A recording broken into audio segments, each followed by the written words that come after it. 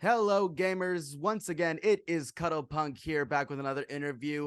This interview came out 1 week after the last interview. That's right, it's 2023, and we're on consistency, baby. Now, before we get started, you're going to see this person and you're going to think, oh, look how charming, look how handsome. Don't let it trick you. I've known this motherfucker since he was a freshman in high school when I was a junior in high school. Don't let it confuse you. He's a dork just like the rest of us. Alex George is with us, ladies and gentlemen, and Hello. non-binary people. Alex, how you doing, man? I'm fucking fantastic. How are you? I'm doing great. I'm honestly doing great. Obviously, I have some idea of how you got started in music. I imagine that Ryan had a decent amount to do with it, but also Ryan left the year before I got to MHS. So walk me through like the whole story of your musical journey, I guess. Yeah, it's interesting. The so for those who don't know me, I have an older brother who's named Ryan, who our friend Ronnie just mentioned, who was a big part of our local arts and music and whatnot scene. He's way older than me. And I guess that, being around that as a little kid sort of exposed me to music and, the performing arts. And it made me say, oh, damn, this is really cool. I love this stuff. And as I got older, I started to get into it more and more. I no longer have any immediate family in that part of the performing arts. I do have extended family in it. But I took, piano lessons and singing lessons when I was a little kid, and I would just be like, maybe this is my thing, maybe this isn't. And then when I was in high school, I got super into the piano again, and Ronnie and I, this is how we know each other. We did performing arts together. We did a cappella, we did theater. Um, were you ever in choir? I was not good enough to be in choir. I I've got a punk so I voice, did. baby. That was never gonna happen. Of course. So I did choir and all just like anything music related. Um, and eventually I did it enough to the point where I was just like, oh, this seems better than, getting a real job and doing that for the rest of my life and having a stable income and such and such. So I decided I was going to go to music school, which I just finished up. I started recording music on my own when I was like a sophomore in high school, and I made these absolutely horrendous beats in GarageBand on my laptop. And then eventually someone told me, oh, you need to buy an audio interface. And I was like, what's an audio interface? And so I got an audio interface. Um, and then kind of the rest is history. I started in GarageBand, and then I worked my way up to I got a copy of Logic for my birthday, and then I got to college, and they gave me a free copy of Pro Tools, which like if y'all have ever used Pro Tools before, it is God mode in terms of recording. You can do literally anything your heart desires. As a songwriter since I was like 12, but like I said before, I didn't get really serious about it until my late teenage years. And now I'm here. I'm doing that thing. I've released a few songs. If you look me up on the socials, you'll find those songs. You'll find me singing those songs. If you see me around Boston or possibly even New York City in the near future, you will see me singing those songs and telling you to listen to those songs and such and Now such. that proves why you are the best interviewee that I've had so far, because you're promoting your shit right at the beginning of the interview, and nobody else has for some reason. Good on you Classic. for doing that. Thank you. Well, Fantastic. it's not an easy thing to do, I have to say, because it's like it's frankly terrifying. There's Oh, nothing I more agree. embarrassing. You understand. There's nothing more Absolutely. embarrassing. I have like people like when I tell them that like I'll tell them that I do interviews and then they'll ask what my channel name is and then I'll say Cuddlepunk and then they'll know who it is and that terrifies me that there are people who I Mm. do not know that are perceiving this.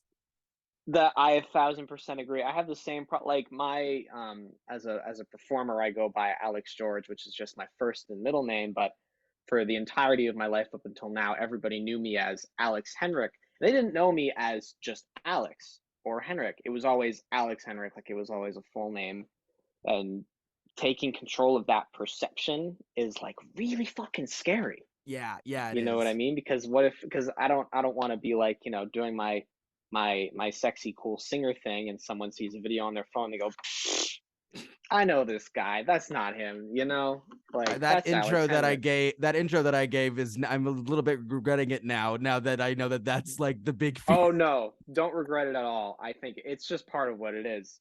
That's fair. Um, it's a part of growing up is knowing that, oh, there are people who knew me when I was shitting my pants as a toddler. Totally. You know, you know. So you said that you are now basically fully focused on music.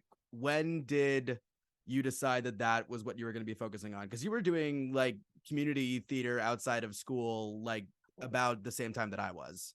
Yeah, I've always had and still have maintained a lot of other interests. I think right about my last year of high school, and I had to get really serious about it because I was just like, oh, I'm kind of an adult now. I have to like make a decision, and I even though I had a lot of other passions, specifically like film related stuff, I have been screenwriting as well since I was a teenager, and I've directed a couple of short films in my spare time as a youth. But I sort of picked the music thing to get serious about because I realized that um, there's only 24 hours in a day, and we only have so much bandwidth. And if we want to get good at one thing, we have to do one thing. You know what I'm saying? And that's not to knock the benefits of cross training between different mediums. You see Donald Glover, you see what he's done for himself. But I was just like, yeah, I guess music is the priority. I see what you mean about the cross training thing. I think for me, because so much of what I'm doing is like I've been doing at least the video stuff for so long that it's not even like it, I don't even have to like think about it at this point. So while I'm learning something else, I can still be doing this and just have it be second nature at that point. And I think for you, music is the same way. Yeah, for sure. I never because I when I was a young kid taking piano lessons, I never particularly excelled at it, even though I would wind up studying it in college. Um, but at a certain point, I never really let that idea that I couldn't compete with, genius concert pianists bother me because I don't know how much talent matters. I mean, talent matters, true, but work ethic is like really more important than that. And just being You know what I comfortable mean? enough with yourself to like put something out, because that's where a lot of people get Exactly. stuck is like they'll have this idea that the first thing that they put out needs to be perfect, and it's never going to be. Exactly. Oh man, I've put out some dog shit in my day. Everyone listen to my first EP. It sucks. The It's EP is terrible, but good, I'm leaving man. it there. Thank you. I appreciate that. Some people do like it. I just don't like it. I get you. That's totally But fair. my new stuff I like a lot. I'm genuinely satisfied with it. I don't now I'm at the stage where I don't like put anything out unless I'm like, oh, this is good. I'm comfortable with a random person hearing this and yada Totally. When it comes yada. to like your whole musical like style and everything, who are the biggest influences that you're pulling from? Because I can see like some Bowie in there, maybe some Alex Cameron type of stuff coming in For there. sure. I was just gonna mention Bowie because he's the blueprint. I'm wearing a T-shirt right now for Honda Studios, which is where Heroes was recorded. I got I to thought that was visit there a Hanson the couple whole years ago. time. I thought you were just. I thought you had watched like that Tom the Shadows video on Hanson and realized they were a good band. Oh, okay. I haven't watched any Time in the Shadows in a couple of years. Maybe I should get back into him. But He's great. He's making some of the best stuff of his career. he's pretty funny. I was gonna say, yeah, Bowie's a huge influence. He's very much the blueprint of a modern pop star. And I was just about to bring him up a minute ago because when I was growing up, I never really thought that I was particularly talented at the music thing, but I loved it so much that I just kept doing it and the muscle strengthened. And frankly, I would use Bowie as an example of that because I've listened to like most of his music, even going back to his early days. Have you ever heard the first David Bowie album? I have, yeah. I It's watched the dog like this. shit. It's not It's good. It's very not good. terrible. And I don't think his second and third album have like cult classic status, but I don't think those records are particularly great either. It's really And I would not even until go like as Space Oddity comes out yeah, that he really starts finding out who he is, and even that album is not perfect. right. It took him until he was 25 to break through with Ziggy Stardust. And I would use him as an example of the importance of a superhuman work ethic, because I don't think he was particularly talented. I don't think he was a great singer. I don't think he was a great guitar player. But he was a motherfucker of a songwriter, and he knew that. And he said, "I'm gonna bang my head against the wall until I break through," and he did. And he's fucking David Bowie now. And I take that as a source of comfort, that I know that if you show up every day and you do the thing, something will happen. It might not be a Grammy, but something will happen. And I just have to have blind faith in that. Otherwise, I will go insane. Absolutely, You know, man. Who else other than Bowie?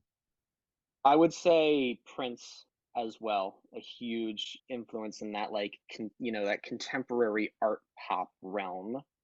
Um, I am a particular fan of the way that he incorporates so many different genres into his kind of music, and to even lean further into that vein, I think one of the modern spiritual successors to those kinds of artists are the 1975, who are my personal favorite band.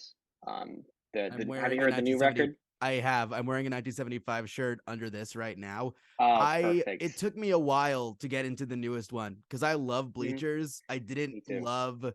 I didn't love like how much like Bleachers the new 1975 sounded, and then I don't know. I think it was like a snowfall that happened, and I was like, oh, okay. I get it. It has to like the aesthetics have to be perfect for the album to hit, I think. Yeah, I had the exact same reaction, because I loved them for I got into them because of their second record, which was very bubblegummy. And like, if we were to align the 1975's records on a compass, not I'd like a love to. political compass, but I would almost say as like a sexuality in relations to aesthetics um, compass. I love music that sounds quote unquote gay. Things like the early 1975, Muna, Phoebe Bridgers, anything that's associated with what lesbians listen to. And that was why I got into them. And when I first heard the new record, it kind of felt like a heterosexual record. You know what I mean? God, you're fuck. That's a very good observation, actually. And Oh it's my not god, it is the necessarily, straightest sounding 1975. for sure, and Oh it's not fuck. necessarily a bad thing. It's like, it's the rustic aesthetic, which is kind of what Jack Antonoff's production style It's his has like turned bare into. bones like style of just let everything Yeah, be what it is. exactly. Focusing on raw performances and not neatening things up beyond the point of bare necessity, which for me is a little bit of an acquired taste sometimes, not because I'm unfamiliar with that music, but because I've heard the Beatles, I've heard, every like major rock record that was on the Rolling Stone Top 500. So like, you know, sometimes when I listen to a modern record, I want to hear something modern. Absolutely. I That. It's interesting. It's always interesting for me to hear people talk about the second record cuz I got on to them with that first record because that was like freshman year of high school for me. So I jumped onto them Mhm. immediately. And Perfect. then I didn't like, I love the singles off of the second record. I don't love that one as a whole. I think it gets like, honestly, it's just a lot of like meandering on that one to me. Like it kind of slows down in that middle bit and like doesn't really pick up for a while for me. Hmm. And then I think that I still personally think that Brief Inquiry is their best album. Brief Inquiry is great. It's fuck, it's so good. Reading the reviews for that album was what encouraged me to get into them, because I was just like, all right, fine, everyone's been telling me about this band, I gotta listen to them now. Hell yeah, dude. It's Yeah, of course. I've been bumping that one recently a bit too. But yeah, they are like, I mean, Maddie Healy's a personal idol of mine for sure. And Matty Healy's what made me embrace the hair because you beautiful. remember I wanted it straight for so long, and then Hmm. this guy came out and I was like, oh, emos can be curly too. Hell yeah. That's beautiful. I love hearing that. You have a very interesting aesthetic that goes across both your music and your live show. I've been calling it this like house show John Travolta in Saturday Night Fever type of thing. It's like this kind of like like a bit more glittery version of what Arctic Monkeys are trying to do with their new lounge thing. Like, what is that come from? Where it's like this, like there's a seediness to your music that I really do appreciate. Where does that come from? That's a great observation. You're the first person to tell me that. And it's funny you bring up John Travolta because, and here's a little bit of Alex George X Cuddlepunk lore here. When I was a sophomore, when Ronnie was a senior, we did Sister Act the musical. Yeah, we And sure. keep How in come we mind, did that? yeah, I was talking to Glenn Vaisman about that the other day. We are like, hey, this high school is 99.9% white. Why are we doing Sister Act? So that was a whole thing, but I had a dance number where I had a police uniform on and then tore the police uniform off and I was wearing the John Travolta Saturday Night Fever thing underneath and I was doing that whole routine. That brings back memories. It's funny you make that reference, but yeah, my live show, I would say a lot of it comes from watching old videos on YouTube of people like Prince and Bowie, who I mentioned before, performing. Um, and sort of, I'm a big fan of a certain uh, sneering punk rock attitude, a certain kind of raucous, outward insanity, and then marrying that to the structure and form of a pop song and something that's meant to be glittery, as to use your word, and catchy and, satisfying. I don't know if anybody's pointed this out to you, but this is something that I caught on the most recent single. There's this like early 2000s influence, like early 2000s singer songwriter, like not even singer song, like kind of like minivan rock type of thing that Yeah, for I sure. see you pulling from. Is that an intentional influence on Oh, the most hell recent fucking stuff? yeah. Hell I yeah. mean, yeah, I was born in the year 2000, and when I was a young boy, the first kinds of music that I got into was like commercial pop rock from that era. Stuff that's considered like bad and outdated by Commercial our core. modern standards.